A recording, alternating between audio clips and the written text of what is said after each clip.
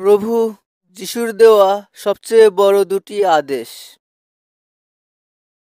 যিশু তাকে বললেন, সবচেয়ে বড় এবং সবচেয়ে দরকারি আদেশ হলো, তোমরা প্রত্যেককে তোমাদের সমস্ত অন্তর, সমস্ত প্রাণ ও সমস্ত মন দিয়ে তোমাদের প্রভু ঈশ্বরকে ভালোবাসবে।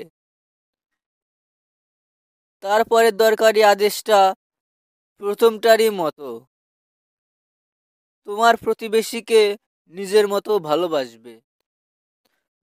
মসির সমস্ত আইন কানুন এবং নবীদের সমস্ত শিক্ষা এই দুটি আদেশের উপরে নির্ভর করে আছে।